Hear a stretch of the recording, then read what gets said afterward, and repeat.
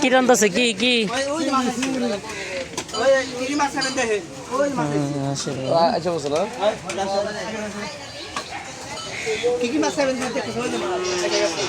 মাছ আসছে মাছ মাছ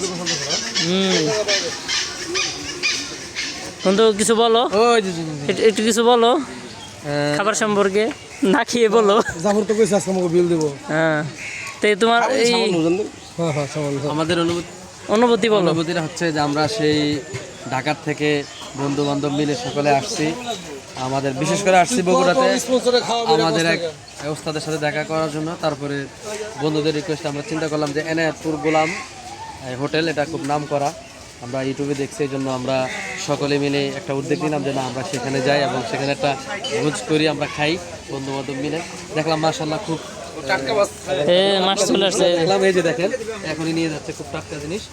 ইনশাল্লাহ দেখতে থাকেন, খুব ভালো আশা করি আপনারাও আসতে পারেন ঢাকা থেকে। একবার নিরিবিলি আমাদের একটা দেশীয় খাবার যেটাকে বলা হয়, এই টাটকা মাছ একবার নদীর মাছ চলে আসছে। বন্ধু অনেক সুন্দর হয়েছে তোমার কথা।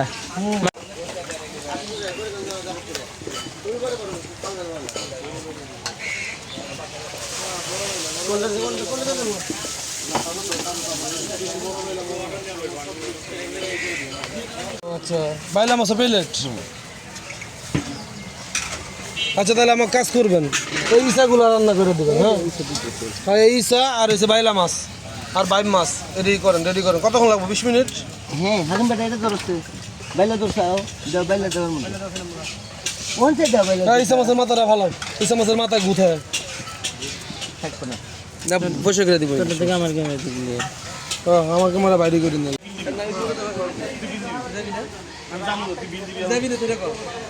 ভাই আছে না তো ভাই অবশ্য করে না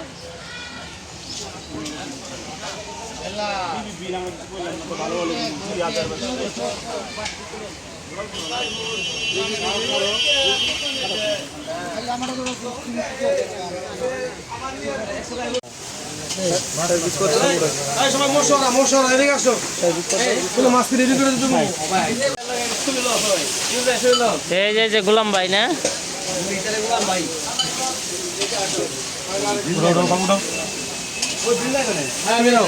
ডাইরেক্ট ভিডিও।